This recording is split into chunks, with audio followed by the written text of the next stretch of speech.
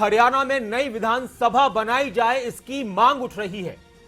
नया परिसर और विधानसभा का, इसकी आवाज उठ रही है। और हरियाणा विधानसभा के स्पीकर ज्ञानचंद गुप्ता दिल्ली दौरे पर रहे और इस दौरान उन्होंने लोकसभा स्पीकर ओम बिरला से मुलाकात की। हरियाणा की अलग विधानसभा के मुद्दे पर चर्चा हुई। खबरें अभी तक से खास बातचीत में उन्होंने इस बात की जानकारी दी कि किस तरह की चर्चा रही और क्या कुछ लोकसभा स्पीकर की तरफ से कहा गया। हमारे संवाददाता अनिल मोर ने हरियाणा विधानसभा के स्पीकर ज्ञानचंद गुप्ता से बातचीत की। हरियाणा के लिए चंडीगढ़ में एक अलग विधानसभा होनी चाहिए। इस ड्रीम प्रोजेक्ट को लेकर हरियाणा विधानसभा अध्यक्ष ज्ञानचंद गुप्ता दिल्ली पहुंचे हैं। लोकसभा अध्यक्ष ओम बिरला से मुलाकात की है उन्होंने। मुलाकात के दौरान क्या कुछ रहा, बात करने के लिए खुद ज्ञानचंद गुप्ता जी हमारे साथ मौजूद है। गुप्ता जी, पहले यही सवाल, आपने ओम बिरला साहब से मुलाकात की है, हरियाणा के लिए एक अलग से विधानसभा चंडीगढ़ में ही होनी चाहिए, आप लगातार इस मांग को उठा रहे हैं, स्पीकर साहब के सामने भी इस बात को रखा, स्पीकर साहब ने किस तरह का रिस्पॉन्स दिया? नहीं, देखिए मोर साहब, मेरा ये ड्रीम प्रोजेक्ट जो हरियाणा विधानसभा की परिस्थिति को देखते हुए, हरियाणा विधानसभा में स्थान की कमी को देखते हुए और जो बेसिक चीज़ें हैं विधानसभा के अंदर होनी चाहिए वो भी ना हो, तो उन चीज़ों को मद्देनज़र रखते हुए ये समय की मांग है, ये ज़रूरत है कि हरियाणा विधानसभा का जो अलग से अपना भवन होना चाहिए। आज जिस विधानसभा के अंदर हम काम कर रहे हैं वो विधानसभा 1966 के अंदर जब 54 एमएलए थे तब वो 54 एमएलए के लिए बनी थी, लेकिन आज उनकी संख्या बढ़ करके 90 हो चुकी है, जिसके कारण आज हमारा स्टाफ भी बढ़ गया है, विधानसभा के कर्मचारी अधिकारियों की संख्या बढ़ी है। इसके अलावा यही आज ही अगर कमी है, क्योंकि नया परिसीमन भी होना है, नए परिसीमन में विधायकों की भी संख्या बढ़ जाएगी, स्टाफ की भी संख्या बढ़ जाएगी, तो ऐसे में भविष्य में तो फिर बिल्कुल ही कम जगह आपके पास हो जाएगी। ऑलरेडी इस विधानसभा में हरियाणा को पहले ही हिस्सा कम मिल रहा है पंजाब से। इसी चीज़ को मद्देनजर रखते हुए, जैसा कि मैंने कहा, एक तरफ तो हम पंजाब से जो हमारा बकाया स्थान है वो लेने के लिए हमने गुहार लगाई है, अपनी विधानसभा के अंदर यूनानिमस रेजोल्यूशन किया है और चंडीगढ़ के प्रशासक आदरणीय बीपी बदनौर जी से सर्वदलीय सम्मेलन इस बारे में मिला है।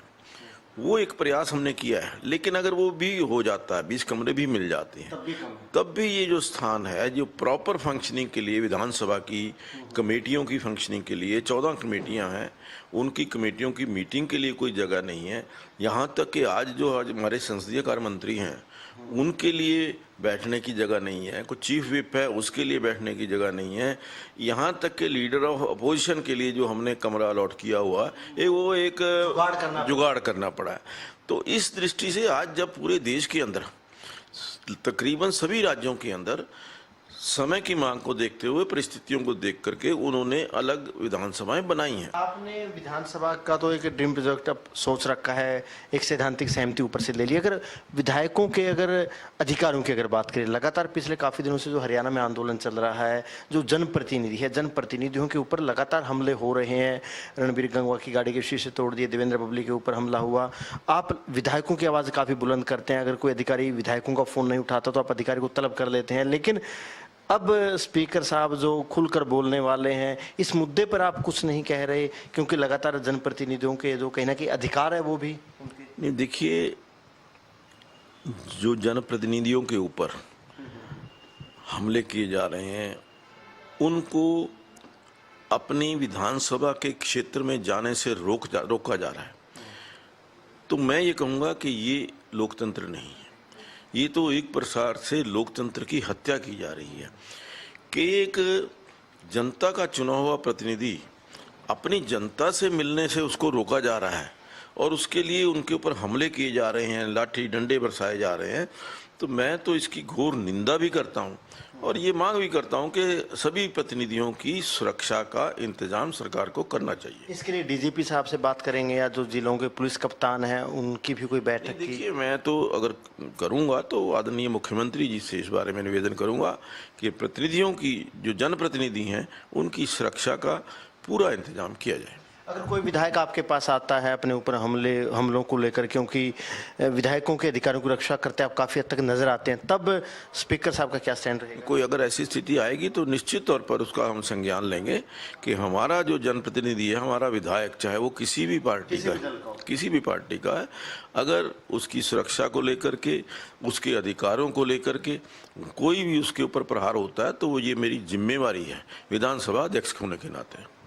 ये थे स्पीकर साहब, दिल्ली पहुंचे हैं, लोकसभा अध्यक्ष ओम बिरला से मुलाकात की है। एक तरीके से जो इनका ड्रीम प्रोजेक्ट है चंडीगढ़ में हरियाणा विधानसभा अलग से होनी चाहिए, भविष्य की डिमांड को देखते हुए एक सैद्धांतिक सहमति ले ली है। और यही कहना है स्पीकर ज्ञानचंद गुप्ता साहब का, आने वाले दिनों में वो इस प्रोजेक्ट पर और आगे बढ़ेंगे। चाहे मुख्यमंत्री से दोबारा बात करनी हो या फिर केंद्र में गृह मंत्री साहब से दोबारा बात करनी हो, सबसे बातचीत करेंगे।